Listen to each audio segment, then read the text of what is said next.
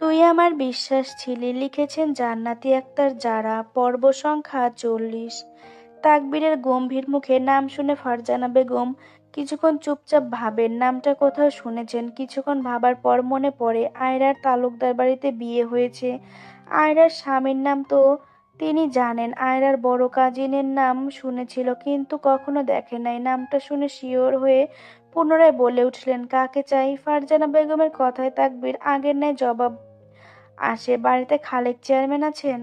Farzana Begum sure হয়ে যায়, তাকবীর খালেক চেয়ারম্যানের সঙ্গে দেখা করতে এসেছে। ভদ্রমহিলা সাইড হয়ে তাকবীরকে ভেতরে আসতে বললেন। হ্যাঁ, ভেতরে আসো। তাকবীর বাড়ির এদিক ওদিক দেখছে। ফারজানা বেগম তাকবীরকে বসতে বলে ভেতরে গেলেন খালেক চেয়ারম্যানকে ডাকতে। তাকবীর সোফাতে বসে অপেক্ষা করছে খালেক চেয়ারম্যানের আসার। কয়েক মিনিট পর খালেক চেয়ারম্যানকে রুম থেকে বের হতে দেখে তাকবীর দাঁড়িয়ে সালাম দিল। ভদ্রলোক তাকবীরের সালাম নিয়ে বসতে ইশারা করে তিনিও সোফাতে বসে পড়লেন এবং তাকবীরকে বললেন, চা বা কফি? তাকবীর গম্ভীর গলায় বলল, নো থ্যাঙ্কস। দুজনেই সোফাতে ভালো হয়ে বসলো। তাকবীর কেন কোনো ভনিতা ছাড়া খালেক চেয়ারম্যানকে বলে উঠলেন, স্যার, আমি আপনার মেয়ে জামাইকে নিয়ে কিছু বলতে এসেছি। 5 মিনিট সময় হবে? তাকবীরের মুখে মেয়ে জামাইয়ের কথাটা শুনে ভদ্রলোক তেতে গেলেন। তিরতির মেজাজে বলে উঠলেন, আমার কোনো মেয়ে নেই, আর কোনো মেয়ে জামাই নেই। আমার মেয়ে আমার কাছে মৃত। তাকবীর আগের ন্যায় হাঁটুতে 2 হাত রেখে গম্ভীর গলায় বলল, আপনার মেয়ে যদি না থাকতো সোসাইটি আপনাকে ছোট করে কথা বলতো না, আর আপনি চুপচাপ মাথা নিচু করে বাড়িতে ফিরতেন না। আপনি মানেন আর না মানেন, সত্যিটা মিথ্যা হয়ে যাবে না। ভদ্রলোক এবার রাগে ফেটে পড়লেন। নিজেকে কন্ট্রোল করে রাখতে পারলেন না। রাগী গলায় বলতে লাগলেন, হ্যাঁ ছিল, যার কারণে পুরো সমাজের কাছে আমি একজন ব্যর্থ নেতা, যার জন্য পুরো সোসাইটি আমাকে আঙুল তুলে কথা বলছে। সামনে নির্বাচন, ওই মেয়ের জন্য আমাকে আর আমার দলকে মানুষের সামনে কতটা পেছনে পড়তে হলো তুমি জানো? আর কি যোগ্যতা আছে তোমার ফ্রেন্ডের আমার মেয়েকে বাড়ি থেকে উঠিয়ে নিয়ে বিয়ে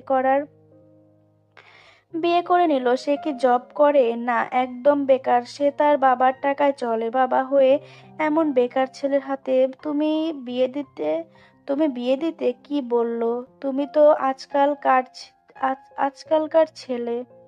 কি বলো? তুমি তো আজকালকার ছেলে। তোমার কাছে তোমার ফ্রেন্ড আগে হবে। তুমি এসেছো তার হয়ে এক্সপ্লেইন করতে। তোমার থেকে এই এক্সপেকটেশন থাকবে? আর তাকবীর নীরব হয়ে দেখল ভদ্রলোক নিজের ভেতরে কথাগুলো রাগের মাধ্যমে প্রকাশ করে ঝেড়ে ফেলল।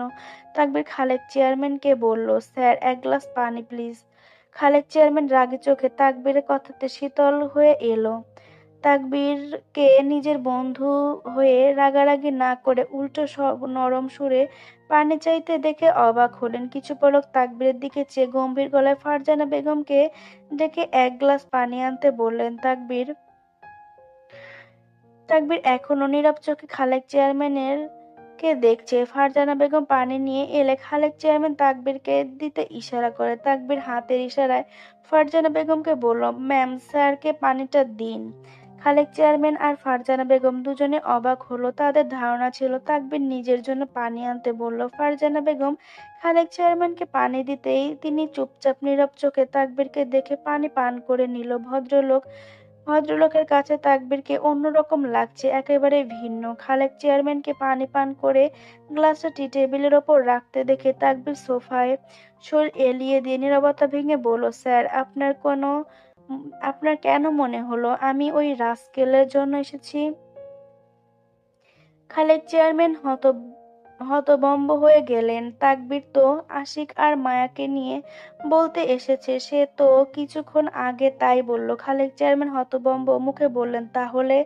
তাকবীর মাথা নিচু করে ঠোঁট জিভ দ্বারা ভিজিয়ে নিল। পুনরায় মাথা উপরে তুলে গম্ভীর গলায় বলল, আমার কাছে স্বামী স্ত্রী হলো দুজন ভালো বন্ধু, মায়া, যারা একে অপরের সুখ দুঃখ ভাগ করে নিতে পারে। দেখেন স্যার, আপনি আপনার মেয়ের অমতে ঠিক করে রেখেছেন, অথচ ইসলামে রয়েছে নিজের পছন্দ মতো ছেলে মেয়ে দেখে বিয়ে করতে। বাবা মা পছন্দের না যদি আপনার মেয়ে অভিযোগ করে সে বিয়েতে অনিচ্ছুক ছিল, আল্লাহর কাছে কি জবাব দিবেন? আপনি জবাবে কিভাবে বলবেন আমি আমার মেয়েকে জীবন্ত কবর দিয়েছি? তাকবীর খালেক চেয়ারম্যানকে প্রশ্নগুলো করলো। খালেক চেয়ারম্যান মাথা নিচু করে তাকবীরের কথাগুলো শুনছে। সে তো তাকবীরের কথার উত্তর করতে পারছে না। আল্লাহর কাছে কি জবাব দিবে? তার মেয়েকে সে জোর করেছে। যেখানে ইসলামে মেয়েদের সম্মান সবচেয়ে ওপরে, সেখানে তিনি মেয়েকে বাধ্য করেছেন তার পছন্দ করা ছেলের সঙ্গে মেয়ের বিয়ে দিতে। তাকবীর গম্ভীর গলায় পুনরায় বলে উঠল, দেখেন স্যার, অতীত, বর্তমান আর ভবিষ্যৎ। আমরা অতীতকে শুধুমাত্র ফিল করতে পারি আর ভবিষ্যৎ শুধু কল্পনা। সো আপনার কাছে কি থাকে? খালেক চেয়ারম্যান ভ্রু কুঁচকে তাকবীরের দিকে তাকালো। ফারজানা বেগম সাইড থেকে দ্রুত সরে উঠল। বর্তমান। তাকবীর খালেক চেয়ারম্যান থেকে চোখ ফিরিয়ে ফারজানা বেগমের দিকে তাকালো। রাইট, বর্তমান। আপনি এখন আছেন, 2 মিনিট পরে নাও থাকতে পারেন স্যার। আপনার মৃত্যু 1 ঘন্টা পর। মানুষ খাবার খেতে মানুষ খাবার খেতে লাগবে। একদিনের মধ্যে আত্মীয় স্বজনরা আপনাকে ভুলে নিজেদের গন্তব্যেই যাবে। আপনার জায়গায় অন্য কেউ কাজ শুরু করে দিবে। 1 মাস পরে আপনার সব স্মৃতি মুছে যাবে। 1 বছর পরে আপনি পুরোপুরিভাবে মুছে যাবেন। আর আপনি আছেন আপনার সোসাইটি, আত্মীয় স্বজনকে নিয়ে। সোসাইটি কি ভাবছে? সোসাইটি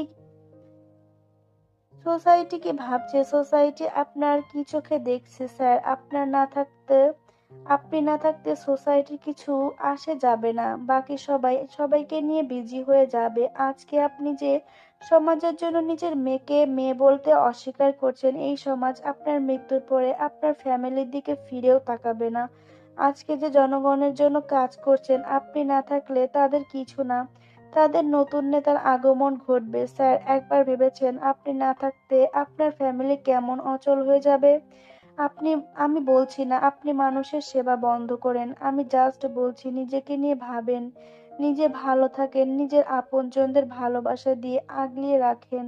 আপনার মেয়ে ভুল করেনি। সে চাইলে পারতো আপনাকে না জানিয়ে আশিকের হাত ধরে চলে যেতে, কিন্তু সে আপনাকে সম্মান দিয়েছে। সে আপনাকে বিশ্বাস করে বলেছিল তার পছন্দ আছে। আপনি সোসাইটির খেয়াল করেছেন আপনার প্রতি আপনার মেয়ের কতটা আশা অ্যান্ড বিশ্বাস ছিল, এটা খেয়াল করেননি। আপনার মেয়ে ভেবেছিল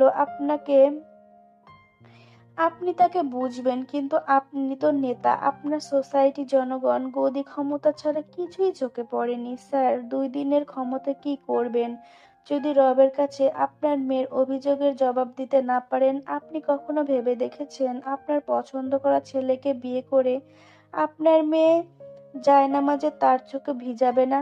খালেক চেয়ারম্যান পুনরায় গলা শুকিয়ে এলো। শুকনো ঠোঁট জিভ দ্বারা ভিজিয়ে নিল। তাকবীর খালেক চেয়ারম্যানের দিকে চেয়ে ঠোঁটের কোণে এক টুকরো হাসি টেনে বলল, মানুষ এক আজব জাত। বেঁচে থাকতে কথা পর্যন্ত বলে না, অথচ মারা গেলে লাশ আঁকড়ে ধরে চিৎকার দিয়ে কান্না করতে করতে বলে, কথা বলছিস না কেন? কেন? হুম? তাকবীরের শেষের কথাটা তাচ্ছিল্য হেসে বলে উঠে দাঁড়ালো। সদর দরজার দিকে যেতে যেতে কি যে মনে কি যে মনে করে পুনরায় পেছনে ফিরে তাকালো। গম্ভীর মুখে ভারী কণ্ঠে বলে উঠল, স্যার, দুনিয়াতে সত্যিকারের ভালোবাসার মতো কোনো শক্তিশালী আমল নেই। এটা আপনার বাবা মা, স্ত্রী, মেয়ে, ছেলে যেই হোক না কেন নিঃস্বার্থ ভালোবাসা দিয়ে আগলে রাখেন। Back to the present.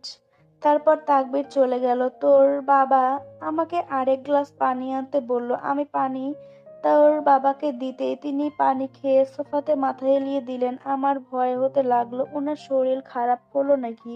আমি ওনাকে কয়েক সেকেন্ড রেখে ডেকে উঠলাম। তিনি এভাবেই আমাকে ওনার কাছে বসতে বললেন। আমি তোর বাবার পাশে বসলাম। উনি সোজা হয়ে বসে আমার হাতটা ধরে নরম সুরে বললেন, আমি অনেক বড় ভুল করে ফেলেছি। মেয়েটা অনেক অভিমান করে আছে আমার উপর, তাই না? আমি উত্তর দিতে পারিনি সেই দিন, কারণ আমি মা হয়ে তো আমার মেয়ের পাশে ছিলাম না। আমার মেয়েকে বুঝতে চাইনি। ভেবেছি টাকা, বাড়ি, গাড়ি ছাড়া আর বড় কি বা হতে পারে। আমাদের মাফ করে দিস মা। ফারজানা বেগমের কথায় মায়া পুনরায় ওনাকে ধরে কান্না করতে লাগলো। আশিক 2 মা মেয়েকে পুনরায় কান্না করতে দেখে কিচেন রুমের দিকে এগুলো। পানি আনতে। যদিও সবকিছু নতুন, তবুও কোথায় কি দেখতে দেখতে কিচেন রুমে চলে গেল। ফারজানা বেগম মেয়েকে বুকে আগলে নিয়ে পুনরায় বলতে লাগলো, তাকবীর যাওয়ার পর থেকে তোর বাবা ধীরে ধীরে রাজনীতি ছেড়ে দিচ্ছে। সামনে নির্বাচন, একেবারে তো ছাড়তে পারবে না। তোর বাবার নিজের আসন অন্য কাউকে দিয়েছে। টুকিটাকি তাদের সঙ্গে থেকে তাদের সবকিছু বুঝিয়ে দিচ্ছে। উনি আর রাজনীতি করবে না, সাধারণ জীবনযাপন করবে। বাড়ি ফিরে তোর পথ চেয়ে থাকে। আমি বলি মেয়েকে ফোন করেন, সে বলে না, তার মেয়ে নিজে থেকে আমাদের কাছে আসবে। আর দেখ তুই এসে গেছিস। মায়া ফারজানা বেগমের বুকে থেকে উঠে কান্না ভরা মুখে হাসি ফুটে মাথা ঝাঁকালো। আশিক দুই মা মেয়ের জন্য জগে পানি নিয়ে এসে এক গ্লাস প্রথমে ফারজানা বেগমকে দিয়ে বললেন, আন্টি পানিটা খেয়ে নিন, ভালো লাগবে। আশিকের কথায় মায়া সোজা হয়ে বসলো। ফারজানা বেগম হাসি মুখে পানির গ্লাস নিয়ে পানি পান করতে লাগলো। তখনই ড্রয়িং রুম থেকে খালেক চেয়ারম্যানের কণ্ঠ ভেসে এলো, তোমার এখনো বেয়াদবি যায়নি তাহলে? খালেক চেয়ারম্যানের কণ্ঠে সবার নজর ড্রয়িং রুমে পড়ল। খালেক চেয়ারম্যান আর তার সঙ্গে একটা ছেলেকে দাঁড়িয়ে থাকতে দেখা গেল। কেউ বুঝতে পারল না কথাটা কাকে বললেন তিনি। আশিক নিজের দিকে হাতে ইশারায় করে বলল, আমাকে বলছেন? খালেক চেয়ারম্যান নিজের হাতের কিছু ফাইল ছেলেটাকে দিয়ে নিজের রুমে রেখে আসতে ইশারা করে আশিককে বলল, হ্যাঁ তোমাকেই বলছি। শাশুড়িকে আম্মু বা মা বলতে হয় এবং শ্বশুরকে সালাম দিতে হয়। এইটুকু ম্যানার্স নেই তোমার মধ্যে? আশিক বুঝলো খালেক চেয়ারম্যান কথার মানে।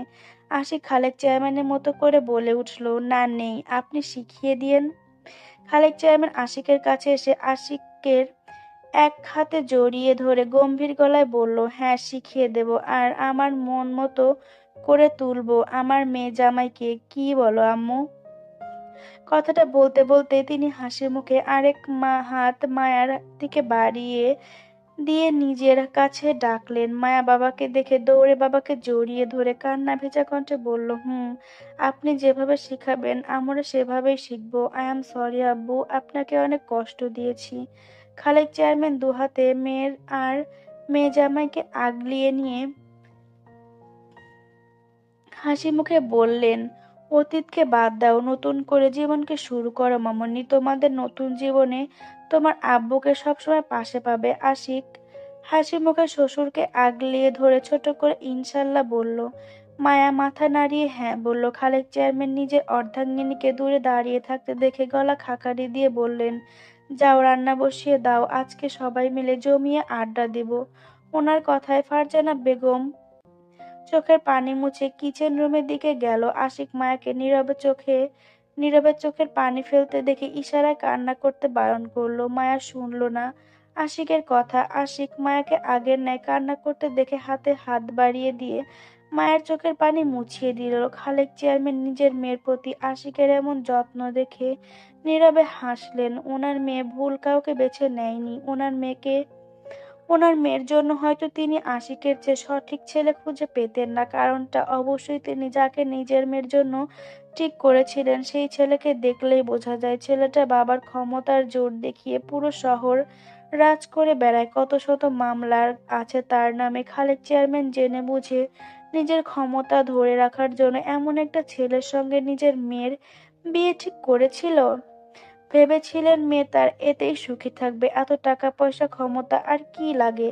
যখন তাকবীর খালেক চেয়ারম্যানের সঙ্গে দেখা করলো, খালেক চেয়ারম্যান নিজেকে সহ চেঞ্জ করে নিল। অফ পিরিয়ড চলছে। আরাত ঝালমুড়ি চিবাতে চিবাতে পুরো ক্লাস চোখ বোলাচ্ছে। মিম বইয়ের মুখ গুজে নিজের ভাবনায় মগ্ন। ব্যাগের সাইডে ঝালমুড়িগুলো খুব অবহেলায় পড়ে আছে। সন্ধ্যা মীরার পাশে বসে ঝালমুড়ি চিবাতে চিবাতে মীরার পেট থেকে কথা বের করার জন্য সেই থেকে এটা ওটা বলছে। শেষমেশ মীরা বিরক্ত কণ্ঠে বলল, এমন করছো কেন? কি জানতে চাও? সোজাসুজি বলতে পারো। বলেই মীরা ফোনে পুনরায় চোখ রাখলো, যেন ফোনে তার কতটা ইম্পর্টেন্ট কাজ চলছে। সন্ধ্যা মীরাকে কিছুক্ষণ নীরব চোখে পরখ করে কোনো ভনিতা ছাড়াই বলে উঠল, রাফি ভাইয়ের সঙ্গে তোমার কি চলে? মীরা রাফির কথা শুনে ফোন থেকে চোখ সরিয়ে সন্ধ্যার দিকে তাকালো। সন্ধ্যার চোখ তীক্ষ্ণ। মীরা পুনরায় পুরো ক্লাস চোখ বোলালো। ক্লাস পুরো ফাঁকা বললেই চলে। সামনের বেঞ্চে শুধু ৩-৪ জন নিজেদের আড্ডায় মগ্ন। আরাতকে দেখলো নিজের দিকে তাকিয়ে থাকতে উত্তর জানার জন্য। মীরা সবাইকে দেখে চোখ নামিয়ে বলল, কি আর চলবে, কিছু না। সন্ধ্যা মীরার দিকে নিজের হাতে ঝালমুড়ি এগিয়ে দিতে দিতে পুনরায় বলল, ও তাই বুঝি। তাহলে যে প্রতিদিন ছুটি শেষে তোমার ভাই কলেজে থাকতেও রাফি ভাইয়ের জন্য ওয়েট করো, ওটা কি? মীরা এবার চোখ লুকালো। বুঝতে পারলো মীরা যে রাফির জন্য অপেক্ষা করে কয়দিন থেকে। রাফির সঙ্গে বাড়ি ফেরে সবকিছু এরা লক্ষ্য করেছে। মীরা কিছুটা সময় নিল। পুনরায় দূরে বসা নিজের দিকে তাকিয়ে থাকা আরাতকে এক নজর দেখে নিল। সন্ধ্যা মীরাকে তাড়া দিয়ে পুনরায় বলল, কি হলো বলো। মীরা নিজের কলেজ ব্যাগের কিচেইন চার্ম বোলাতে বোলাতে নিচু গলায় বলতে লাগলো, রাফি ভাইয়াকে আমার ভালো লাগে। এটা তো সন্ধ্যা আরাতরা বুঝতে পারছে আগেই। সন্ধ্যা বেরেন্সির সঙ্গে কোনোই ঠেকালো। গালে হাত রেখে ভ্রু উঁচিয়ে জানতে চাইলো, শুধু ভালো লাগা? মীরা কাচুমাচু করে তাকালো সন্ধ্যার দিকে। সন্ধ্যা যে ছাড়ার মেয়ে নয়। ও মীরার থেকে কথা বের করেছে এবং বের করেই ছাড়বে। মীরা একটা নিঃশ্বাস ফেলে বলতে লাগলো, জানি না ভালো লাগা থেকে আগাতে পেরেছি কিনা। রাফি ভাইয়া, আরশ ভাইয়া আমাদের বাড়িতে প্রায় ভাইয়ার সঙ্গে যেত। সেখান থেকেই ভাইয়াকে আমার ভালো লাগে। বলতে পারো কিশোরী মেয়ের প্রথম ভালো লাগা। রাফি ভাইয়া যখন আমাদের বাড়িতে যেত, আমি মুড়ি মাখা এটা ওটা নিয়ে তার সামনে হাজির হতাম তাকে দেখার সূচনায়। কখনো বা আম্মুর কাছে বাহানা ধরে বলতাম ভাইয়াদের জন্য কফি বানিয়ে দিতে। আম্মু বানিয়ে দিত। আমি কফি নিয়ে রাফি ভাইয়ার সামনে যাইতাম। কতই না পাগলামি করেছি। কথাগুলো বলতে বলতে মীরা আনমনে হেসে উঠল। সন্ধ্যার মুখে মুচকি হাসি। মীরার দিকে হাসি মুখে তাকিয়ে পুনরায় জানতে চাইল। তারপর মীরা সন্ধ্যার কথায় নিজের হুঁশে ফিরল। সন্ধ্যাকে মুচকি হাসতে দেখে কিছুটা লজ্জা পেল, কিন্তু প্রকাশ করলো না। কিচেইন চার্ম হাত বোলাতে বোলাতে পুনরায় বলতে লাগলো, তারপর তারপর আর কি? আমার পাগলামো সবাই বুঝতে পারতো। ভাইয়া, রাফি ভাইয়া, আরশ ভাইয়া সবাই বুঝতে পারতো। যখন আমার পাগলামো বাড়তে লাগলো, রাফি ভাইয়া আমাদের বাসায় আসা বন্ধ করে দিল। মাহির ভাইয়া একদিন বিকালে আমাকে ছাদে ডেকে রাফি ভাইয়ার কথা বলার জন্য। আমি তখন জানতে পারি রাফি ভাইয়া আয়রা আপুকে ভালোবাসে। সন্ধ্যা লক্ষ্য করলো মীরা শেষের কথাটা বলার সময় মলিন হাসলো। মীরা মলিন মুখে কথাটা বলে সন্ধ্যার দিকে তাকালো। সন্ধ্যাকে নিষ্পলক চোখে নিজের দিকে তাকিয়ে থাকতে দেখে মীরা মুখে হাসি ফুটে পুনরায় বলে উঠল, কি ভাবছো, কষ্ট পেয়েছি? সন্ধ্যা মাথা ঝাঁকালো। মীরা হাসি মুখে বলতে লাগলো, হ্যাঁ, কষ্ট একটু পেয়েছি। কিশোরী বয়সের প্রথম ভালো লাগার পুরুষ অন্য মেয়েকে ভালোবাসে শুনে তো কষ্ট লাগবেই, বাট ওটাকে কষ্ট বলে না, খারাপ লাগা বলে। আমিও খেয়াল করলাম রাফি ভাইয়ার চোখে আয়রা আপুর জন্য ভালোবাসা। তারপর আর কি, বাদ দিয়ে দিলাম রাফি ভাইয়াকে নিয়ে ভাবনা। বললাম না শুধুই ভালো লাগা ছিল। মীরা সন্ধ্যার দিকে তাকালো। সন্ধ্যার চাহনি দেখে বুঝতে পারলো সন্ধ্যা কি জানতে চাইছে। মীরা মুখে এবার চওড়া হাসি ফুটে উঠল। সন্ধ্যা মীরার হাসি দেখে ভ্রু কুঁচকে জানতে চাইলো, কি হলো, হাসতেছো কেন? মীরা হাসি মুখে বলে উঠল, তোমাকে দেখে আমার কি মনে হচ্ছে জানো? সন্ধ্যা অবাক হয়ে মাথা ঝাঁকালো, না, মনে হচ্ছে তুমি গোয়েন্দা আর আমি আসামি। বলেই মীরা হেসে উঠল। আজ কতদিন পরে মনের অনুভূতিগুলো সন্ধ্যার সঙ্গে শেয়ার করে মনটা হালকা করতে পারছে। এই কয়দিনে তো সন্ধ্যা কলেজে আসেনি, আর মীরাও তো রোশনীরাতের সঙ্গে কথাও বলে না। মীরা সবসময় চুপচাপ একা থাকতো। সন্ধ্যা মীরাকে হাসতে দেখে বলে উঠল, হ্যাঁ আমি গোয়েন্দা, তুমি একটু জলদি বলো প্লিজ, আমার ছটফট লাগছে জানার জন্য। মীরা সন্ধ্যার অস্থিরতা দেখে হাসি মুখে বলল, ওয়েট ওয়েট, বলছি, আমাকে টাইম তো দেবে। সন্ধ্যা ঝালমুড়ি কাগজ ঝুড়ির মধ্যে ছুঁড়ে ফেলে বেঞ্চে মাথা এলিয়ে দিতে দিতে বলল, বলো। মীরা আগের ন্যায় বলতে লাগলো, আমান ভাইয়ার মেহেন্দি অনুষ্ঠানে মাহির ভাইয়ার সঙ্গে তালুকদার বাড়িতে গিয়েছিলাম। ওই যে বললাম না রাফি ভাইয়াকে নিয়ে মনে আর কোনো ফিলিংস নেই। তোমার সঙ্গে যখন তালুকদার বাড়িতে ভেতরে প্রবেশ করলাম, তুমি তো হাবিব ভাইয়ার সঙ্গে উধাও হয়ে গিয়েছিলে। মীরা দাঁত কেলিয়ে কথাটা বলার সঙ্গে সঙ্গে সন্ধ্যা এক হাত দিয়ে মীরার ঘাড়ে থাপ্পড় লাগালো, আর মীরা হাসতে হাসতে কিছুটা সাইডে হেলে পড়ল। আরাত দূর থেকে দুজনে কথোপকথন শুনছিল। মীরা সন্ধ্যাকে পচাতে দেখে আরাত নিকাবের আড়ালে মুচকি হাসলো। মীরা সোজা হয়ে বসে পুনরায় বলতে লাগলো, হাবিব ভাইয়ের কথা অনুযায়ী যখন আমি সিঁড়ি বেয়ে উঠতে নিব, সঙ্গে সঙ্গে সিঁড়িতে হা হয়ে দাঁড়িয়ে গেলাম। এক কথায় এক দেখায় ক্রাশ খাইলাম। চিকন চাকন লম্বা পাঞ্জাবি পরিহিত একটা ছেলেকে দেখে সে উপর থেকে সিঁড়ি বেয়ে দ্রুত নামছে। দ্রুত নামার কারণে মাথার চুলগুলো যেন ওনার সঙ্গে উঠানামা করছে। মীরার বর্ণনা শুনে সন্ধ্যা ফিক করে হেসে দিল। সন্ধ্যাকে হাসতে দেখে মীরা বলে উঠল, আমাকে লজ্জা দিবে না, লজ্জা দিলে আমি আর বলবো না। সন্ধ্যা মুখ চেপে হাসি আটকে বলল, আরে বলো বলো, আমি আর হাসবো না। মীরা আর চোখে সন্ধ্যাকে দেখে নিয়ে পুনরায় বলতে লাগলো, ছেলেটা আমার দিকে ফিরেও তাকালো না পর্যন্ত। তারপর আর কি? বেহা এমন পুরো বিয়ে জুড়ে নিজের অজান্তে তাকে খুঁজতে লাগলো। মীরাকে কথা শেষ করতে না দিয়ে সন্ধ্যা শব্দ করে হাসতে হাসতে বলল, আর তারপর বাস, সিঙ্গেল লাইফে দ্বিতীয়বারের মতো প্রেম না করেই ছ্যাঁকা। সন্ধ্যাকে হাসতে দেখে মীরা মুখ গোমড়া করে নিল। সন্ধ্যার হাসতে হাসতে এক পর্যায়ে মীরার শরীরে এলিয়ে পড়ল। মীরা রাগ করে ব্যাগ হাতে নিয়ে বসা থেকে উঠতে নিল, আর সন্ধ্যা হাসি বন্ধ করে মীরার হাত টেনে ধরে বলল, সরি সরি, আর মজা করব না, বসো বসো প্লিজ। সন্ধ্যা মীরার হাত ছাড়ালো। মীরা বাধ্য হয়ে পুনরায় জায়গায় বসে পড়ল। তখনই দেখা গেল রোশনিকে ক্লাসে ঢুকতে। রোশনি এতক্ষণ ওয়াশরুমে কথা বলে বাহিরে গিয়েছিল। আরাত এক নজর রোশনিকে দেখে সন্ধ্যার কথায় সন্ধ্যা আর মীরার দিকে তাকালো। সন্ধ্যা সিরিয়াস মুখে মীরাকে বলছে, রাফি ভাইয়াকে কবে থেকে ভালোবাসতে শুরু করেছো? মীরা কিছুটা সময় নিয়ে বলতে শুরু করলো, ভালোবাসি কিনা জানি না, যখন শুনতে পারলাম আয়রা আপু তার কাজিনকে ভালোবাসে আর তাদের বিয়ে হয়ে গেছে, তখন থেকে রাফি ভাইয়াকে খেয়াল করলাম। আয়রা আপুর বিয়ে হওয়ার পর থেকে রাফি ভাইয়া চেঞ্জ হয়ে গেছে। একদিন ভাইয়ার জন্য গেটে ওয়েট করছিলাম, ওই দিন রাফি ভাইয়া আমাকে বাইকে লিফট দেয়। তারপর থেকে আমার মনে নতুন করে অনুভূতিগুলো জেগে উঠতে লাগে। জানি না সামনে কি হবে, জাস্ট এইটুকু জানি আমি রাফি ভাইয়াকে ভালো লাগার থেকে ভালোবাসতে শুরু করেছি। মীরার মাথা নিচু করে কলেজ ব্যাগের দিকে চেয়ে বলল কথাগুলো। সন্ধ্যা মীরার হাতে হাত রাখলো। চোখের ইশারা আস্থা দিয়ে বলল, তুমি মেবি খেয়াল করনি, রাফি ভাইয়া তোমাকে নিজের থেকে বাইকে লিফট দেয়।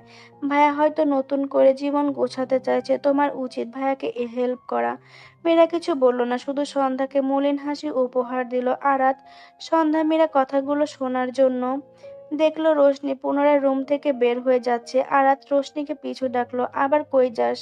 রোশনি স্বাভাবিক গলায় উত্তর করলো, মাঠে।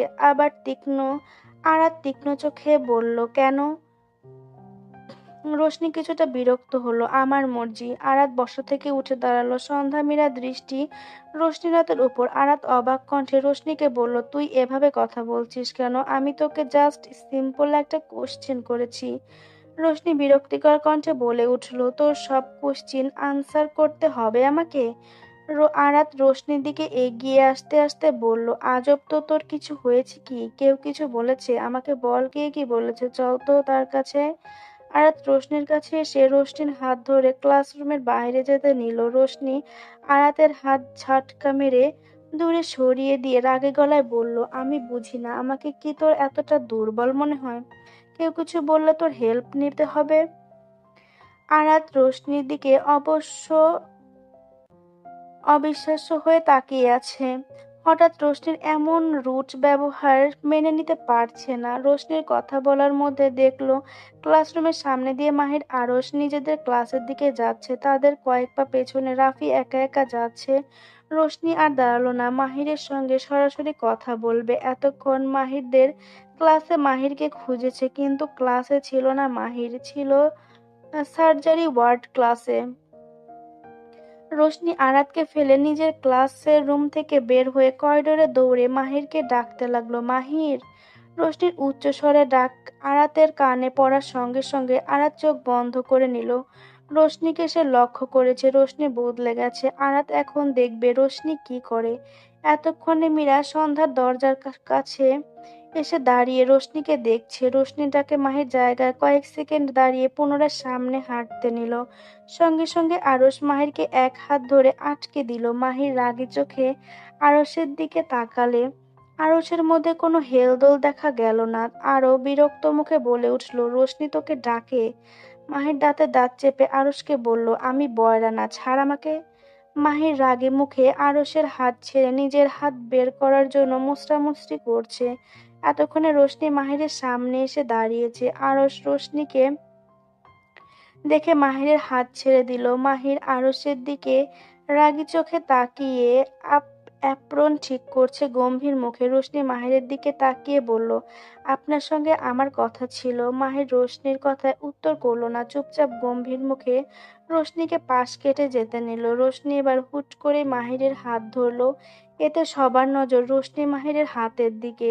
আরাত ক্লাস থেকে বের হয়ে এলো। করিডোরে রোশনিকে মাহিরের হাত ধরে রাখতে দেখে আরাত গম্ভীর মুখে সেদিকে চেয়ে রইল। রোশনি মাহিরের হাত ধরে মাহিরের সামনে দাঁড়িয়ে বলতে লাগলো, আপনার সমস্যা কি? আমাকে ইগনোর করছেন কেন? না ফোন, না মেসেজ, না আমার আগে পিছিয়ে থাকেন, কেন ইগনোর করছেন?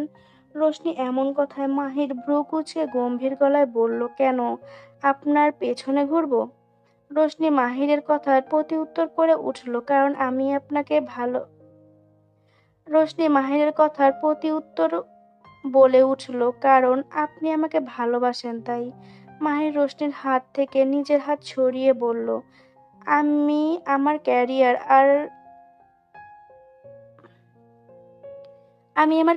আর আমাকে ভালোবাসি। রোশনি কিছুক্ষণ মাহিরের নীরব চোখে দেখলো। মাহির নিজেকে ভালোবাসে বলতে বোঝালো নিজের আত্মসম্মানকে ভালোবাসে।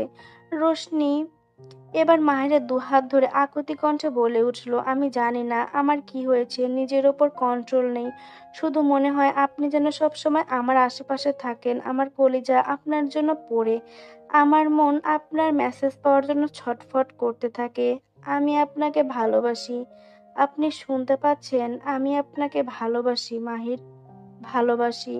সবাই যেন নিস্তব্ধ হয়ে গেল। রোশনি থেকে এমন কথা কেউ আশা করেনি। মাহির অবশ্য মুখে রোশনির দিকে তাকালো। মাহির অবিশ্বাস্য মুখে রোশনির দিকে তাকালো। আরাত রোশনির কথা শুনে রাগে দাঁত কিরমির করতে করতে রোশনি মাহিরের সামনে এলো। এক ঝটকায় রোশনির হাতের কবজি টান দিয়ে নিজের দিকে ফেরালো। মাহির রোশনির থেকে চোখ ফিরিয়ে আরাতকে দেখতে লাগলো। আরাত রোশনিকে রাগে গলায় বলতে লাগলো, তুই কি পাগল হয়ে গেছিস? তুই সবকিছু ভুলে যাচ্ছিস? ওই বেঈমান আমার সঙ্গে কি করেছে? রোশনি আরাতের হাত থেকে নিজের কবজি ছাড়িয়ে নিতে নিতে আরাতকে বলল, ও আমার মনে জায়গা করে নিয়েছে। মন চায় ওকে জড়িয়ে ধরে থাকি, ওর বুকে মাথা রাখতে মন চায়। ও যখন ও আমার আশেপাশে থাকে আমি নিজেকে সবচেয়ে সুখী মনে করি। আমার এমন লাগে ও আমার জন্য পুরো দুনিয়ার সঙ্গে লড়াই করতে পারবে। রোশনির কথায় আরাতের চোখ বেয়ে পানি গড়িয়ে পড়ল। নিমেষেই নিকাবটা ভিজে গালের সঙ্গে লেপটে গেল। অসহায় কণ্ঠে রোশনির গালে হাত দিয়ে বলে উঠল, কিন্তু তুই তো আমার ফ্রেন্ড, তাই না? তাহলে ওই বেঈমানকে? আরাতের কথা শেষ না হতে রোশনি নিজের গালে আরাতের হাতের স্পর্শ করে বলল, ফ্রেন্ডশিপ দিয়ে জীবন চলে না, বাঁচার জন্য জীবনসঙ্গী প্রয়োজন। রোশনির গাল থেকে আরাতের হাত পড়ে গেল। নিস্তব্ধ চোখ মুখ, শুধু পানি গড়িয়ে পড়ল। তাদের বন্ধুত্ব তো আর চারটা বন্ধুদের মতো ছিল না। একে অপরের কষ্টতে কেউ ভালো থাকতো না। যে ছেলের জন্য আরাত এত কষ্ট পেয়েছিল আজকে তাকেই ভালোবাসে তার বেস্ট ফ্রেন্ড। আচ্ছা, রোশনির কি একবারও মনে পড়লো না আরাত কষ্ট পাবে? তার থেকে বড় কথা, মাহির তো চিট করেছে আরাতের সঙ্গে। পুরো পরিবেশটা নিস্তব্ধ হয়ে আছে। আরশ, রাফি, মীরা একবার রোশনিরা তো আরেকবার মাহিরকে দেখছে। মাহির মুখের কথা নেই, সে শুধু রোশনিকে অপলক দেখছে। সন্ধ্যা ক্ষিপ্ত কণ্ঠে বলে উঠল, রোশনি আপু, তুমি ভেবে দেখেছো এই দুনিয়ার এই সমাজ কি বলবে যখন জানতে পারবে তুমি তোমার বেস্ট ফ্রেন্ডের এক্স বয়ফ্রেন্ডকে ভালোবাসো? সন্ধ্যার মুখে এক্স বয়ফ্রেন্ড শুনতেই আরাতের শরীর ঘিন ঘিন করে উঠল। রোশনি সন্ধ্যার কথায় মাহিরের দিকে তাকিয়ে বলল, আমার দুনিয়া সমাজ বলতে যেটা আছে সেটা হলো শুধু মাত্র মাহির। কথাটা বলে পুনরায় মাহিরের সামনে দাঁড়িয়ে বলতে লাগলো, আমি চাই আপনি সবসময় সারা জীবন আমার সঙ্গে থাকবেন, আমাকে ভালোবাসবেন, কখনো আমাকে ভুলেও ছেড়ে যাবেন না। আরাত আর নিজেকে চেক দিতে পারল না, রোশনিকে এক ঝটকায় নিজের দিকে ঘুরিয়ে গালে থাপ্পড় বসিয়ে দিল। আরাতের কাণ্ডে সবাই হকচকিয়ে উঠল। রোশনি পড়ে যেতে নিলে মাহির রোশনিকে দুহাত ধরে রোশনির গালে হাত দিয়ে চোখের পানি নিয়ে আরাতকে দেখছে। আরাত থাপ্পড় মেরে হিসিয়ে বলতে লাগলো, আমার ভুল কি জানিস? তোকে তোর মতো ছেড়ে দেওয়া, ভেবেছিলাম একা থাকছিস, নিজেকে গুছিয়ে নিচ্ছিস, কিন্তু না, আমি ভুল ছিলাম। তুই এই বেঈমানকে ভালোবাসতে শুরু করলি। আমি যদি তোর খামখেয়ালি দেখে প্রথমে এই থাপ্পড়টা দিতাম, তাহলে এই দিন দেখতে হতো না। শোন, তোর সবকিছু মেনে নিয়েছি, প্রথমে পার্থকে মেনে নিয়েছি, তোর দূরে যাওয়া মেনে নিয়েছি, তোর খামখেয়ালি মেনে নিয়েছি, কিন্তু আর না, চল আমার সঙ্গে। আরাত কথাটা বলে রোশনির হাত টেনে মাঠের দিকে নিয়ে যেতে নিল। সঙ্গে সঙ্গে হাতের বাধা অনুভব করলো। পেছনে ফিরে দেখলো রোশনির আরেক হাত মাহির ধরে আছে। আরাতের কান্না ভেজা চোখ রাগে লাল হয়ে উঠল। মাহির রোশনির আরেক হাত ধরে আরাতকে নরম সুরে বলল, আমরা বসে কথা বলি প্লিজ আরাত। আরাত রক্ত চক্ষু চোখে দাঁত চেপে নিজের শরীরে সর্বশক্তি দিয়ে মাহিরের গালে থাপ্পড় বসালো। ঠাস। পরিবেশটা যেন আরো বিদঘুটে নিস্তব্ধ হয়ে গেল। কারো মুখে কথা নেই। এতক্ষণে মিম, তাসিন আর রূপা চলে এসেছে। মাহির গালে হাত দিয়ে মেঝের দিকে এখনো চেয়ে আছে। নিজের সঙ্গে কি হলো বুঝে উঠতে পারছে না। আরাত মাহিরকে থাপ্পড় দিয়ে আঙুল তুলে বলতে লাগলো, আমি রোশনির সঙ্গে কথা বলছি না? আমাদের মধ্যে কথা বলার রাইট কে দিয়েছে তোকে? আরাত মাহিরকে থাপ্পড় দেওয়াতে রোশনি তেতে উঠে বলতে লাগলো, আরাত, তুই আমাকে থাপ্পড় দিয়েছিস, আমি মেনে নিয়েছি, কিন্তু তুই মাহিরকে, আরে ইয়ার বেঈমান, থাপ্পড় খাওয়ার যোগ্য ছিল। তুই আমার ফ্রেন্ড, আর তোকে থাপ্পড় দেওয়ার পুরো অধিকার আমার আছে, বুঝেছিস? রোশনিকে পুরো কথা শেষ করতে না দিয়ে আরাত রোশনির দিকে চেয়ে রাগী গলায় বলল। আরাতকে দেখে সন্ধ্যা ফিসফিস করে কাঁচুমাচু কণ্ঠে বলতে লাগলো, আরে পাগল তো খেপে গেছে, একে শান্ত করবে কে? সন্ধ্যার পাশে মিম এসে দাঁড়িয়েছিল। সন্ধ্যা ফিসফিসানি শুনতে পেয়ে ফোন হাতে নিয়ে টাইপিং করতে করতে বলল, আছে একজন, সে নিজের মাথা শান্ত রেখে তার বউকে সামলাতে পারে। সন্ধ্যা নিজের পাশে মিমকে একবার দেখলো। মিম ফোনে টাইপিং করছে। রোশনি আরাতের কথায় রাগী কণ্ঠে আরাতকে বলে উঠল আরাত, তুই মাহিরকে বেঈমান বলা বন্ধ কর। মাহিরকে ব্লেম করতে করতে তোর মাথা ক্যাচ হয়ে গেছে বেঈমান শব্দটা। আরাত রোশনির কথায় তাচ্ছিল্য হাসল। নেকাবের আড়ালে শুকনো ঠোঁট জিভ দিয়ে ভিজিয়ে নিল। চোখ মুখে লেগে আছে রোশনির প্রতি বিরক্তি। রোশনির কথাটা যেন হাস্যকর লাগলো আরাতের কাছে। তাচ্ছিল্য মুখে বলে উঠল, লাইক সিরিয়াসলি রোশনি, তুই আমাকে এই কথাটা বলছিস? আরে আমি স্বপ্ন দেখতে শুরু করেছিলাম, সত্যি মনে হয়েছিল ওর সব মিথ্যা ভালোবাসা, আর তুই আমাকে বলছিস আমি ব্লেম করছি? তুই বল তো, আমি কি মিথ্যা ব্লেম করছি বল? রোশনি আরাতের কথায় আরাতের মতো করে বলে উঠল, আর কিছু দেখতে পারিস না? আমাকে মাহির ধোঁকা দিয়েছে, তুই নিজের কষ্ট ছাড়া আর কিছু দেখতে পারিস না? আমাকে মায়ের ধোঁকা দিয়েছে, আমাকে মায়ের কষ্ট দিয়েছে, মাহির আমার বিশ্বাস ভেঙেছে। তোর বিশ্বাস ভাঙছে তো কি হয়েছে? তুই কি ওর জন্য এখন কষ্ট পাচ্ছিস? ওর অপেক্ষায় জীবন গুছিয়ে নিতে পারিসনি? আমার ওটা আমার এসে হয়েছে। কেন আরাত, কেন? তুই নিজের ভালো থাকা ছাড়া অন্য কারো কষ্ট চোখে পড়ে না কেন?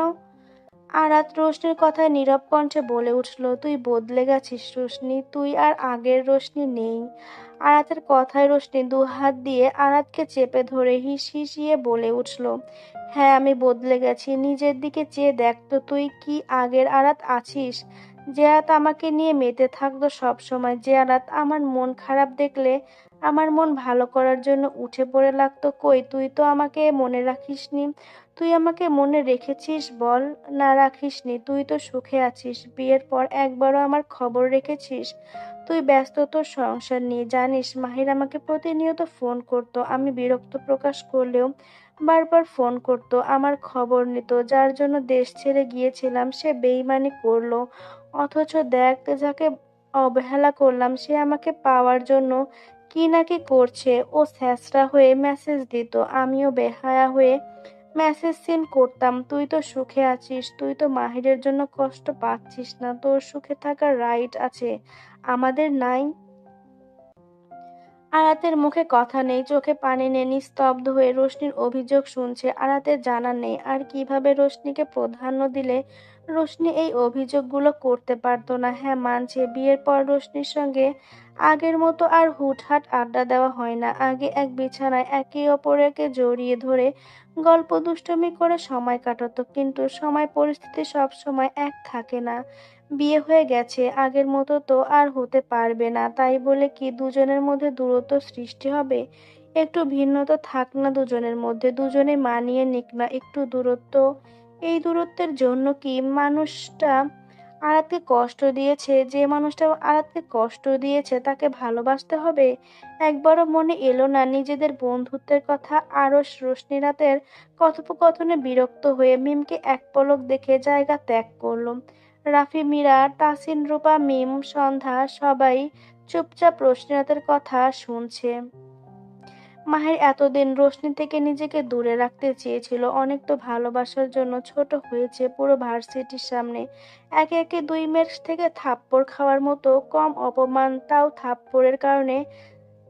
থাপ্পড়ের কারণ ছিল ভালোবাসার পেছনে বেহায়ার মতো পড়ে থাকার জন্য, ভালোবাসাকে নিজের করার জন্য, আর ভুল করে ভুলের জন্য মাপ চাওয়ার জন্য। মানুষ মাত্র ভুল হয়। কই রোশনিরা তো মাহিরকে ক্ষমা করলো না, উল্টো সবার সামনে অপমান করলো। মাহির তো আরাতকে কষ্ট দিতে চায়নি, সে আরাতের প্রতি অন্যায় করেছে, রোশনির কাছে স্বীকার করেছে এবং রোশনি হেল্প চেয়েছে। দুজন মিলে আরাতকে বোঝাতে চেয়েছে, কিন্তু রোশনি তো মাহিরকে সেই সুযোগটাটুকু দেয়নি। উল্টো আরাতের সামনে সবকিছু তুলে ধরে মাহিরকে বেইমান বানিয়েছে। হয়তো রোশনি জায়গা থেকে রোশনি ঠিক ছিল, কিন্তু মাহির সে তো রোশনিকে বিশ্বাস করেছিল। এত কিছুর পরও মাহির কি রোশনির ভালোবাসা পাওয়ার পাওয়ার জন্য ইচ্ছার কমতি রেখেছিল? না, না রাখেনি। মাহির রোশনিকে ফোন করেছে বারংবার, মেসেজ করেছে, কলেজে রোশনির সামনে দাঁড়িয়েছে, অথচ রোশনি সবার সামনে মাহিরকে অপমান করেছিল।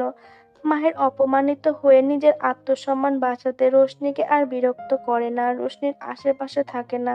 তাই বলে কি ভালোবাসা শেষ হয়ে গেছে? না, একদম না। মাহির রোশনিকে প্রথম থেকেই ভালোবাসে। আরাত তো শুধু কিছুদিনের ভালো লাগা, রোশনিকে ভুলতে আরাতের সঙ্গ নেওয়া। এটাই মাহিরের জীবনের সবচেয়ে বড় ভুল। কাউকে খুঁজতে তাকে যদি না পাওয়া যায়, তার জন্য কি অন্য কাউকে বেছে নিতে হবে? আর অন্য কাউকে নিলেই কি তাকে মন থেকে ভালোবাসতে পারবে?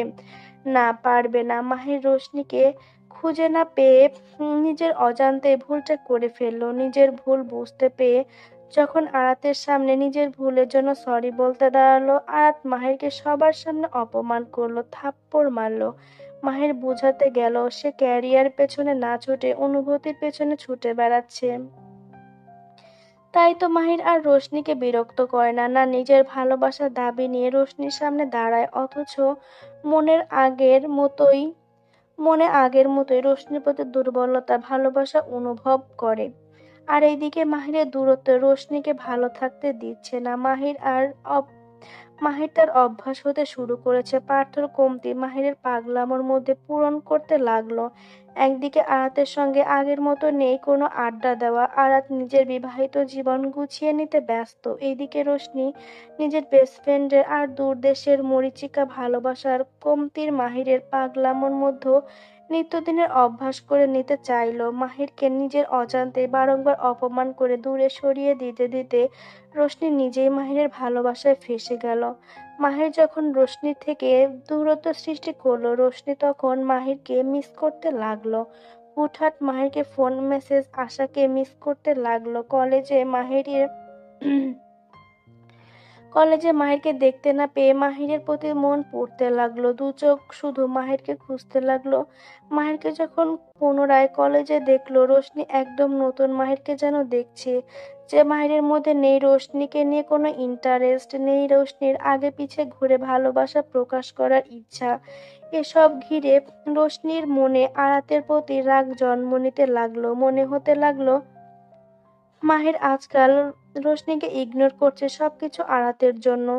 মাহির কেন রোশনিকে ইগনোর করবে? মাহির আগের মতো রোশনিকে ভালোবাসি বলতে বলতে বিরক্ত করতে থাকবে। রোশনি আড়াতের দিকে তাকিয়ে বলল, সব আমার ভুল, এছাড়া আর কোনো অপশন ছিল না। আমি অনেক চেষ্টা করেছি, আমি ওকে ভালোবাসবো না, কিন্তু আমি চেয়েও এমন করতে পারিনি। আমি নিজেই বিরক্ত হয়ে গেছি যে ওর প্রতি এতটা ভালোবাসা কেন আমার। আরাত এখনো নিস্তব্ধ হয়ে আছে। রোশনি আরাতকে কথাগুলো বলে মাহিরের দিকে তাকালো। মাহির চুপচাপ রোশনিকে দেখছে। রোশনি আরাতকে ছেড়ে দিয়ে মাহিরের সামনে এলো। মাহিরের চোখে চোখ রেখে নীরব কণ্ঠে বলতে লাগলো, আপনাকে ভুলে থাকার সাধ্য আমার নেই।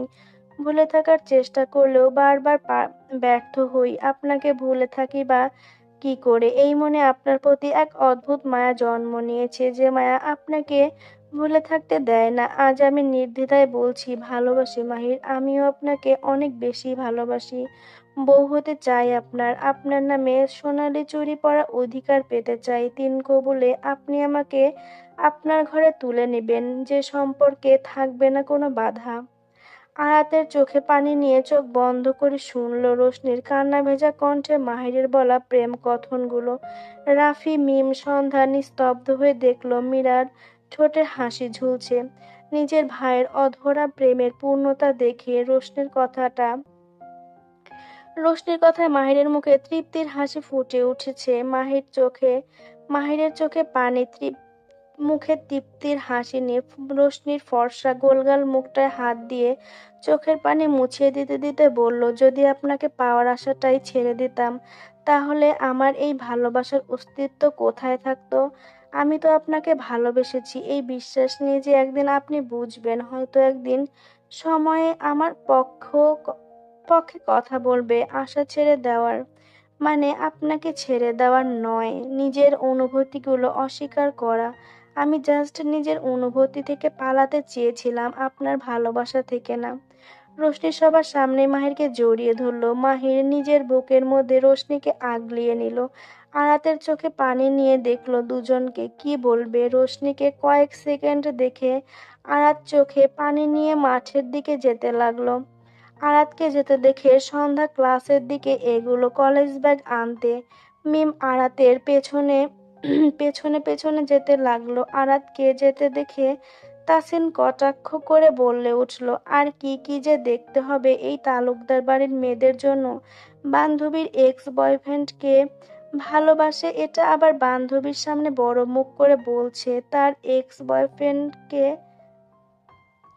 ছি, নির্লজ্জ মেয়ে। ঠাস, পুনরায় থাপ্পড়ের শব্দ। সবাই হকচকিয়ে গেল। রোশনি মাহির দুজনকে ছেড়ে দিয়ে দিয়ে সামনে তাকাতেই দেখলো আরাত তাসিনকে থাপ্পড় দিয়ে তাসিনের শার্টের কলার চেপে ধরে রাগী স্বরে বলছি, রোশনির নামে আর একটা বাজে কথা তোর মুখ থেকে বের হলে তোকে আমি খুন করে ফেলবো। তুই সিনিয়র দেখে তোকে ছেড়ে দিয়েছিলাম, কিন্তু আর না। ফার্দার যদি রোশনি আর তালুকদার বাড়ি নিয়ে কিছু বলিস। আরাতের পুরো কথা শেষ হওয়ার আগেই তাসিন আরাতের দিকে রক্তচক্ষু নিক্ষেপ করে আরাতের হাত নিজের কলার থেকে ছাড়িয়ে হিসিয়ে বলে উঠল, তো কি করব? আমি একবার না বারবার বলবো, তোর ফ্রেন্ড ক্যারেক্টারলেস, তোর বোন কলঙ্কিত। ঠাস ঠাস ঠাস। আরাতকে আটকায় কে? আরাত রাগের মাথায় তাসিনের গালে দু হাত দিয়ে অনর্গল চড় বসাতে লাগলো। তাসিন শুধু গালে হাত দিয়ে এদিক ওদিক হেলিয়ে পড়ছে। মাহির রাফি কিছুই বলছে না। এটা তাসিনের পাওয়ার ছিল। রোশনি তবদা খেয়ে দেখছে শুধু। মিম আর রূপা আরাতকে ছাড়াতে লাগছে। আরাত শুধু থাপড়াচ্ছে, থেমে থাকেনি। তাসিনের ঝুঁটি ধরে টানতে লাগছে। তাদের ক্লাসে অনেক আগেই শুরু হয়ে গিয়েছে, বাহিরে কেউ নেই বললে চলে। সন্ধ্যা ক্লাস থেকে স্যারকে বলে ব্যাগ নিয়ে এসে এসব দেখতেই হাত থেকে কলেজ ব্যাগ মেঝেতে পড়ে গেল। সন্ধ্যা বুঝতে পারলো না ক্লাসে যেতে যেতে আবার কি হলো যে আরাত এতটা ক্ষেপে গেছে। মিম আরাতকে ছাড়াতে না পেরে পুনরায় ফোনে টাইপিং করলো। তাসিন তো নিজের মাথার আরাতের হাত ছাড়াতে ছাড়াতে কান্না করছে। মিম টাইপিং করার সঙ্গে সঙ্গে মেসেজ সিন হলো। মেসেজ সিন হওয়ার 5 সেকেন্ডের মধ্যেই তাকবীর এলোমেলোভাবে দৌড়াতে দৌড়াতে সিঁড়ি বেয়ে 2য় তলায় উঠেছে। হাতে তার একটা ফাইল। মিম যখন প্রথমবার তাকবীরকে মেসেজ করে, তাকবীর মিমের কাগজগুলো উঠানোর জন্য বাহিরে ছিল। মিমের মেসেজ দেখে তাকবীর দ্রুত গাড়ি কলেজের দিকে ফেরায়। কলেজের সামনে এসে গাড়ি থামাতেই মিমের পুনরায় মেসেজ আসে। তাকবীর গাড়ি থেকে নামতে নামতে মেসেজ সিন করে দৌড়ে কলেজের ভেতরে ঢুকে যায়। 2য় তলায় উঠতেই আরাতকে একটা মেয়ের চুল টানতে দেখে তাকবীর থমকে গেল। এটা কি দেখছে? তার বউ একটা মেয়ের চুল টানছে? Like seriously? আজান তালুকদার তাকবীরের বউ কলেজে একটা মেয়ের চুল টানছে? এটা নিউজ হওয়া দরকার। মিম তাকবীরকে দেখে তাকবীরের কাছে এসে বলতে লাগলো, ভাইয়া আরাত আপু এটা কি করছে? কেউ আটকাতে পারছে না। মিম নিজের মতো বলতে লাগলো। মিমের কথা তাকবীরের কর্ণপাত পৌঁছলো না। ধীর পায়ে আরাতের কাছে এসে দাঁড়ালো। কপালে ভাঁজ পড়ে আছে। গম্ভীর গলায় আরাতকে উদ্দেশ্য করে বলে উঠল, রাত, মেয়েটাকে ছেড়ে দাও। আরাত শুনল না তাকবীরের কথা। মাহির, রোশনি, রাফি তাকবীরকে দেখছে। তাকবীর তাসিনের চুল আরাতকে ছাড়তে না দেখে তাকবীর মিমের হাতে ফাইল দিয়ে বলল, সবকিছু রেডি। মিম ফাইলগুলো নিয়ে ফাইনালের দিকে তাকিয়ে সরি মিম ফাইলেরগুলোর দিকে তাকিয়ে মলিন হাসি উপহার দিল। তাকবীর হুট করে সবার সামনে আরাতের কোমরে হাত দিয়ে আরাতকে উঁচু করে তাসিনের সামনে থেকে সরিয়ে আনলো। সবাই হা হয়ে তাকবীর আর আরাতকে দেখছে। আরাত নিজেকে হাওয়ায় অনুভব হতেই মাথা পেছনে ফিরে তাকবীরকে দেখে যেন শক্তি বেড়ে গেল। উঁচু গলায় আরো বলতে লাগলো, আমাকে ছেড়ে দেন। ওকে আমি আজকে মেরেই ফেলবো। ও বেশি বার বেড়ে গেছে। ওর সাহস কি করে হয় রোশনিকে ক্যারেক্টারলেস বলার? ছাড়েন ছাড়েন বলছি আমাকে। রাত, কাম ডাউন। তাকবীর গম্ভীর গলায় আরাতকে শান্ত হতে বলে আরাতের কথায় সামনে রোশনির দিকে তাকালো। রোশনি নিজের দিকে তাকবীরকে তাকাতে দেখে চোখ নামিয়ে মাহিরের হাতের মধ্যে নিজের হাত বের করতে চাইলো। মাহির রোশনির হাত আরো শক্ত করে ধরে। তাকবীর এক পলক রোশনি আর মাহিরের হাতের দিকে তাকিয়ে আরাতকে দাঁড় করালো। আরাত তাকবীরের কাছে থেকে ছাড়া পেতেই পুনরায় তাসিনের দিকে তেড়ে যেতে নিল আর তাকবীর বাঁ হাতে আরাতের হাত ধরে আটকে দিল। তাসিন আরাতকে পুনরায় নিজের দিকে তেড়ে আসতে দেখে রূপার পেছনে দাঁড়ালো আর রূপা তাসিনের সামনে দাঁড়িয়ে দুহাতে বাড়িয়ে দিয়েছে যেন আরাত তাসিনকে ছুঁতে না পারে। তাকবীর আরেক হাতে পকেট থেকে ওয়ালেট বের করে ওয়ালেটের ভেতর থেকে 1000 টাকার নোট বের করে সন্ধ্যার দিকে এগিয়ে দিয়ে গম্ভীর গলায় বলল, মেয়েটাকে ডাক্তার দেখাও। সন্ধ্যা তাকবীরের কথায় নাকচ করে নাক ছিটকে হাত নেড়ে বলতে লাগলো, কোনো প্রয়োজন নেই ভাইয়া, এতটুকুতে তেমন কিছুই হবে না। আমি আরাতের জায়গায় থাকলে তো। তাকবীর সন্ধ্যার দিকে ভ্রু কুঁচকে তাকালো। সন্ধ্যা তাকবীরের তাকানো দেখে আর কিছু বলল না। কাচুমাচু করতে করতে মুখে হাসি টেনে তাকবীরের হাত থেকে টাকাটা নিয়ে ছোট করে বলল, ঠিক আছে। তাকবীর আর কিছু বলল না। আরাতকে সবার সামনে পাজাকোলা করে ঘাড়ে তুলে নিয়ে সিঁড়ি বেয়ে বড় বড় পায়ে চলে গেল। আরাতের মুখে কোনো কথা নেই। তাকবীর কলেজ থেকে বের হয়ে এসে আরাতকে গাড়িতে বসিয়ে দিয়ে নিজে ড্রাইভিং সিটে এসে বসলো। আরাতের দিকে তাকাতেই দেখলো কিছুক্ষণ আগেকার আরাতের মধ্যে কেমন ছেলেমানুষি ছিল আর এই আরাতের মধ্যে নেই কোনো ছেলেমানুষি, নেই কোনো চঞ্চলতা। কেমন কেমন গুমোট হয়ে আছে। তাকবীর আরাতের দিকে হেলে আরাতের চোখের পানিতে লেপ্টে যাওয়া নেকাবটা খুব যত্ন সহকারে খুলে দিল। আরাত একটা নিঃশ্বাস ফেলে হাত দিয়ে চোখের কোণে পানিটুকু মুছে সামনে তাকালো। পাশে যে তাকবীর আছে সেদিকে তার কোনো ধ্যান নেই। তাকবীর আরাতকে এক হাতে জড়িয়ে ধরে নিজের কাছাকাছি বসিয়ে সামনে চোখ রেখে গাড়ি চালাতে লাগলো। আরাত কিছু না বলেই তাকবীরের ঘাড়ে মাথা এলিয়ে দিল আর নীরবে চোখের পানি ফেলতে লাগলো। তাকবীর নিজের শার্ট ভেদ করে গায়ে গরম পানির ছোঁয়া পেয়ে আর চোখে এক নজর আরাতকে দেখে আরাতের কপালে ঠোঁট ছুঁয়ে দিয়ে গাড়ি চালানোয় মনোযোগ দিল। আরাতকে কিছু বলল না, না জানতে চাইলো কলেজে কি হয়েছে। সন্ধ্যা সন্ধ্যা টাকাটা উল্টে পাল্টে দেখছে, যাক এটা দিয়ে আগামীকাল সবাই মিলে ফুচকা খাওয়া যাবে। সন্ধ্যা টাকাটা দেখতে দেখতে তাসিনের দিকে তাকালো। বেচারা গালগুলো লাল হয়ে গেছে, চুলগুলো এলোমেলো হয়ে আছে, চোখ দুটো যেন রক্ত ঝরবে। জীবনে প্রথমবার এতটা অপমানিত হলো। তাসিন গালে হাত রেখে দাঁতে দাঁত চেপে মেঝের দিকে তাকিয়ে বিড়বিড় করলো, এর সত্য আমি তুলবই। আমাকে সবার সামনে অপমানিত করছো, তাই না? তুমি রেডি হয়ে যাও আরাত। বিড়বিড় করতে করতে তাসিন মিমকে এক নজর দেখলো, পুনরায় রোশনির দিকে তাকালো। মিম রোশনির কাছে এসে গম্ভীর গলায় বলল, আপু চলো। রোশনি এতক্ষণ মাথা নিচু করে ছিল, বাড়ি ফিরে কি অপেক্ষা করছে জানা নেই। তাসিন মিমের কথায় মুখ অন্ধকার করে মাহিরকে বলল, রোশনিকে এভাবে যেতে দিস না মাহির, নয়তো আরাত রোশনির বাবা মাকে তোর নামে উল্টাপাল্টা বুঝিয়ে তোদের আলাদা করবে। তাসিনের কথায় সন্ধ্যা অবাক হয়ে শব্দ করে হেসে উঠল। রাফি মাহির তাসিনকে রাফি মাহির তাসিনকে কপাল কুঁচকে দেখছে। রোশনি তাসিনের কথায় মুখ গোমড়া করে বলল, আরাত এমন না, আরাতের নামে উল্টাপাল্টা কথা বলবেন না বলে দিলাম। রূপা তাচ্ছিল্য হেসে বলে উঠল, ও তাই বুঝি, দেখলাম তো আজকে তোমার ফ্রেন্ডের রূপ। ওটা কি পাগল, এভাবে কেউ থাপ্পড় দেয়? কথাটা বলে রূপা তাসিনের গালে হাত রাখলো। রাফি রূপার কথা গম্ভীর গলায় বলল, মুহূর্তটা দারুণ ছিল। রাফির কথায় রূপা তাসিন দুজনেই রেগে গেল। রাফি তাদের রাগ অগ্রাহ্য করে নিজের ক্লাসে হাঁটা ধরলো। রূপা রাফিকে যেতে দেখে রাগী গলায় বলল, রাফি আমরাও তোর ফ্রেন্ড, ভুলে যাচ্ছিস তুই? রাফি যেতে যেতে তাচ্ছিল্য হেসে বলল, আমার ব্যাড লাক। রাফি চলে গেল। মিম পুনরায় রোশনিকে বলে উঠল, আপু বাড়ি ফিরবে? মাহির চুপচাপ রোশনিকে দেখছে। রোশনি নিজের ভাবনায় মগ্ন। তাসিন মিমকে বলে উঠল, এই মেয়ে, এই তুমি বুঝতে পারছো না আমার কথা? আমি তোমার সঙ্গে কথা বলছি না। আমি আর রোশনি আপুর মধ্যে একদম নাক গলাবে না বলে দিলাম, নয়তো কিছুক্ষণ আগে আরাতাপুর কেলানি মনে করিয়ে দেব। তাসিন রেগে গেল। মিমের দিকে তেড়ে যেতে নিলে সন্ধ্যা মিমের পাশে এসে দাঁড়িয়ে বলল, একদম ভুলেও এই ভুল করতে আসবেন না সিনিয়র আপু, ভুলে যাবেন না আমরা আরাতের বোন। মিমের পাশে সন্ধ্যাকে দাঁড়াতে দেখে তাসিন জায়গায় দাঁড়িয়ে পড়ল। রাগী গলায় শুধু বলল, রোশনি এখন বাড়ি ফিরবে না, ওরা দুজন বিয়ে করে বাড়ি ফিরবে। সন্ধ্যা অবাক হয়ে চিল্লিয়ে বলল, হোয়াট?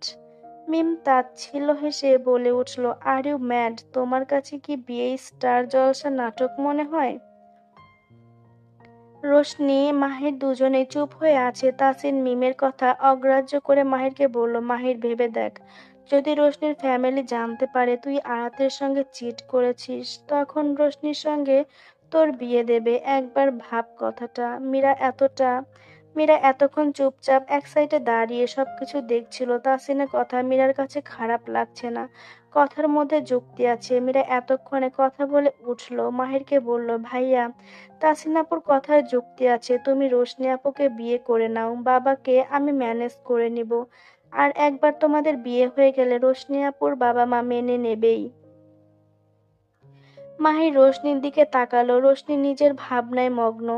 সন্ধ্যা মীরার ওপর ক্ষিপ্ত হলো। মিম রোশনির সামনে এসে দাঁড়ালো, আপু ছোট মুখে একটা কথা বলি, যেটাই করো একবার ফ্যামিলিকে জানিয়ে করো। তোমরা ওই বেয়াদব মেয়েটার কথায় ভুল করো না প্লিজ। রোশনি কিছু বলল না। মিম রোশনিকে কিছু বলতে না দেখে সন্ধ্যার হাত ধরে কলেজ থেকে বেরিয়ে মাঠে এলো। আজকে আর মন বসবে না ক্লাসে। আর কবেই বা ঠিকঠাক মতো ক্লাসে মন বসাতে পেরেছে মিম? সন্ধ্যা আর মিম দুজন দুজনের বাড়ি যাবে। মাঠ দিয়ে হাঁটতে হাঁটতে আরশ মিমকে পেছন থেকে দেখে বলে উঠল, এই মেয়ে দাঁড়াও। আরশের ডাকে সন্ধ্যা মিম পেছন ফিরে তাকালো। মিম আরশের মুখে এই মেয়ে ডাক শুনে অবাক হলো। গ্রামের মেয়ে বলে ডাকতে ডাকতে আজকে হঠাৎ এই মেয়ে সন্ধ্যা আরশকে দেখে বলল, আমি গেলাম, আল্লাহ হাফেজ। সন্ধ্যা চলে গেল। মিম সন্ধ্যাকে একটু অপেক্ষা করতে বলার সুযোগটুকুও পেল না। মুখ গম্ভীর করে আরশকে বলে উঠল, যা বলা দ্রুত বলুন। মিমের তাড়া দেখে আরশ মিমের হাতের দিকে তাকিয়ে বলল, হাতে কিসের ফাইল? আরশের কথায় মিম নিজের হাতের ফাইলটা দেখতে লাগলো। কিছুটা মুখে মলিন হাসি ফুটে উঠল। তাচ্ছিল্য হেসে আরশের দিকে ফাইলটা বাড়িয়ে দিয়ে বলে উঠল, আমাদের ডিভোর্স পেপার নিন, সাইন করে দিয়ে আমাকে মুক্ত করে দিন। মিমের কথায় আরশের বুকটা ধক করে উঠল। শুকনো ঢোক গিলে সঙ্গে বদমেজাজি রাগটা জেগে উঠল। ফাইলটা নিয়ে মিমের কবজি টেনে নিজের মুখোমুখি করে বলল, মুক্তি তোর জন্য বিলাসিতা, আর আমাকে এসব আজারা ভয় দেখাবি না। কারণ আমাদের বিয়ের 3 মাস এখনো হয়নি। আর ডিভোর্স কথাটা বলে আরশ তাচ্ছিল্য হেসে মিমকে দূরে ঠেলে দিল। মিম সোজা হয়ে দাঁড়িয়ে আরশের মুখের দিকে চেয়ে বলে উঠল, আপনি আমাদের ডিভোর্স নিয়ে ভয় পান? মিমের কথায় আরশের মুখে হাসি গায়েব হয়ে গেল। মিমের থেকে চোখ লুকিয়ে আমতা আমতা করে বলল, ভয় পাবো কেন? তোকে কি আমি ভালোবাসি নাকি যে তোকে হারিয়ে ফেলার ভয় পাবো? মিম ফাইলটা বুকের সঙ্গে জড়িয়ে ধরে গেটের দিকে হাঁটতে হাঁটতে ঠোঁট উল্টে বলল, কি জানি বাসতেও পারেন। আরশ মিমের পাশে হাঁটতে হাঁটতে তাচ্ছিল্য হেসে বলে উঠল, তোকে আমি ভালোবাসবো? জেগে জেগে স্বপ্ন দেখছিস? মিম নিজের বুকে ফাইলটা দেখতে দেখতে মলিন কণ্ঠে বলল, স্বপ্ন দেখছি। মিমকে বারবার ফাইলের দিকে তাকাতে দেখে আরশ ভ্রু কুঁচকে পুনরায় জিজ্ঞেস করে উঠল, সত্যি করে বলো তো এই ফাইলটার মধ্যে কি আছে? আরশকে হুটহাট ব্যবহার পরিবর্তন করতে দেখে মিম মাথা নিচু করে মুচকি হাসলো। কখনো তুই কখনো তুমি, হুটহাট রেগে যায় বা যা খুবই বাজে অভ্যাস। মিম আরশকে রাগাতে বলে উঠল, বললাম তো আমাদের ডিভোর্স পেপার। আরশ পুনরায় রেগে গেল। মিমকে মাঠে ফেলে বড় বড় পা ফেলে গেটের দিকে যেতে যেতে বিরক্ত মুখে বলল, আমার ভুল হয়েছে তোর সঙ্গে কথা বলতে আসা, মাফ কর বউ। আরশ বড় বড় পা ফেলে গেটের দিকে চলে গেল। মিম আরশের মুখে বউ ডাকটা শুনে জায়গায় থমকে দাঁড়ালো। যদিও আরশ নিজের অজান্তেই বলে ফেলেছে, কিন্তু বউ বলে ডাকটা মিমের বুকে এসেছে, কোথাও যেন লেগেছে। ছোট একটা কথা, বউ। হ্যাঁ, মিম তো আরশের বউ, হোক না মনের বিরুদ্ধে বিয়ে, তবুও তো মিম আরশের বউ। মিমের দীর্ঘ নিঃশ্বাস ফেলে নিজের বুকে ফাইলের দিকে চেয়ে বিড়বিড় করলো, যে বাঁধনে ফেলেছিস তার থেকে পালিয়ে বাঁচার একমাত্র সমাধান। মিম ধীর পায়ে কলেজ থেকে বের হয়ে রাস্তায় দাঁড়ালো রিক্সা খুঁজতে, কিন্তু 2 সেকেন্ডের মধ্যে একটা রিক্সা মিমের সামনে এসে দাঁড়ালো। রিক্সাতে আরশ বসা ছিল। কলেজ গেটের সামনে এসে আরশ রিক্সা থেকে নেমে পড়লো। মিম ভ্রু কুঁচকে দেখছে আরশকে। আরশ নামার সঙ্গে সঙ্গে রিক্সাওয়ালা তাড়া দিয়ে মিমকে বললেন, উঠে পড়েন, আপনারে নামিয়ে দিয়ে আসি। আরশ রিক্সা থেকে নেমে সাইডে দাঁড়িয়ে আছে।